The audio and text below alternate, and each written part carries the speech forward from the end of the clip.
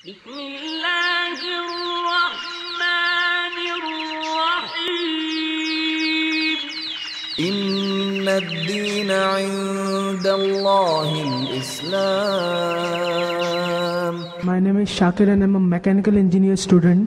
I would like to ask you a question that how can you prove to an atheist scientifically the existence of God?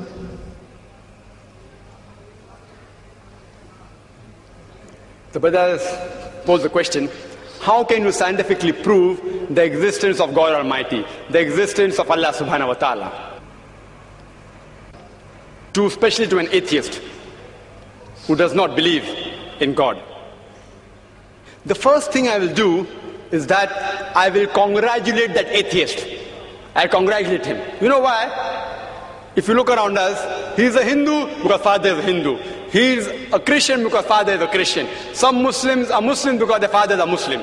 This person, though he may be coming from a religious background, he does not believe in the false God which his parents attribute to. So he does not believe in God. I'm congratulating him because he's accepted the first part of the Shahada, the first part of the Islamic creed, La ilaha, there is no God. Now my job is to prove illallah, but Allah, which I shall do inshallah. To the other people, I have to first remove the wrong concept of God and then prove the right concept of Allah subhanahu wa ta'ala. Here half my job is done. He has already said La ilaha. There's no God. Now I have to prove illallah, but Allah, which I shall do inshallah. You ask this atheist that suppose there is an object, an unidentified, maybe a flying object, which no one in the world has seen. No human being in the world knows about this object. If it's brought in front of you, and if you're asked that who will be the first person who will be able to tell you the mechanism of this unidentified object, you have to ask him the question. Who is the first person who will be able to tell you the mechanism of this new object which no one in the world has seen? After thinking for a while, he'll give the answer. The person who will be able to tell you the mechanism, the first person, is the creator of that object. Some may say manufacturer, some may say producer. Whatever they say, don't grapple with the word, accept it. It will be somewhat similar, either creator or producer or manufacturer. But remember what he has told you. Keep it in your mind. Then ask him the next question. How did the universe come into existence? How was it formed? He will tell you by the Big Bang Theory. Tell him the Quran mentions in Surah Anbiya, chapter 21, verse number 30, about the Big Bang Theory. Who could have mentioned this in the Quran 1400 years ago? So he will tell you, maybe it's a fluke. Don't argue with him. Next part of the question. We did not know that the light of the moon is reflected light. We came to know recently. You ask him, he'll tell you, yes. The light of the moon is reflected light. It's not its own light. When we discovered, he will tell you recently, yesterday, 50 years back, 100 years back, yesterday in science. You tell him, the Quran mentions that the light of the moon is reflected light 1400 years ago. Who could have mentioned that? Maybe somebody had a wild guess. Don't argue with him. Continue. We thought the sun was stationary. You ask him, is it stationary? He'll say, no, it's rotating and revolving. When you learn this, he will tell you yesterday, 50 years back, 100 years back.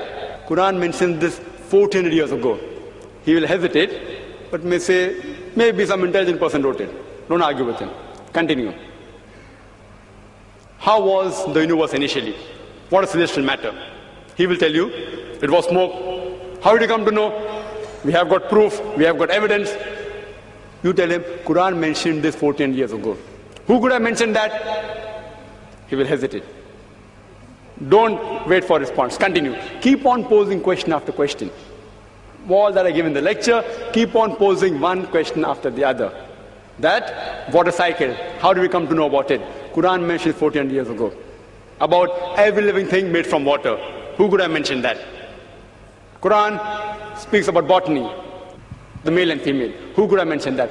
Pose one after the other and ask the question, who could have written that? Then you tell him that there is a theory known as theory of probability.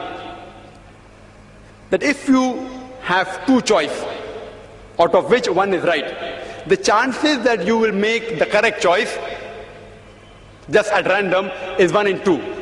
For example, if I toss a coin, it can either be heads or tails. The chances that I'll be right will be 1 in 2.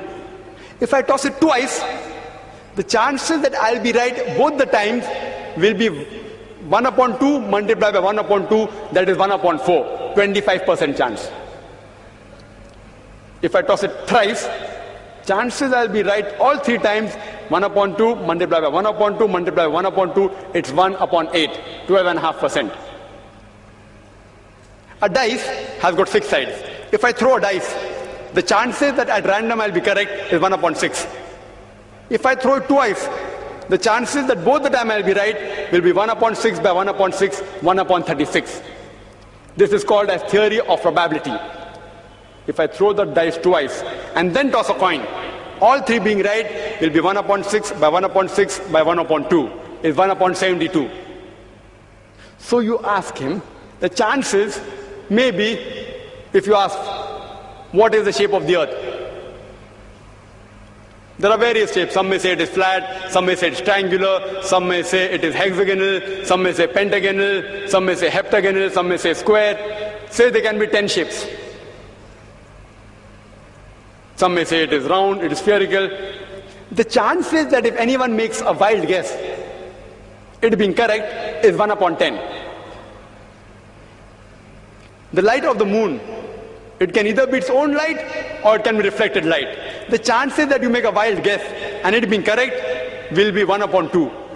The chances that both shape of the earth and light of the moon being reflected light, both being correct, if you make a wild guess, it will be 1 upon 10 multiplied by 1 upon 2, it is 1 upon 20. What can the living creatures be made of?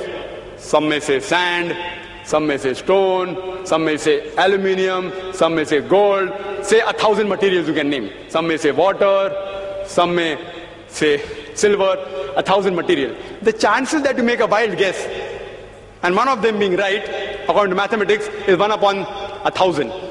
The chances that all 3 being correct, the earth is spherical, light of the moon is reflected light, and every living creature created from water is correct, will be 1 upon 10 multiplied by 1 upon 2 multiplied by 1 upon 1,000. Answer comes to 1 upon 20,000 or 0.005%. Quran speaks about scientific science more than 1,000 verses. In 3 verses, the answer comes to 0.05%. If you apply probability theory to all this being at random chance, it will come to 0, negligible.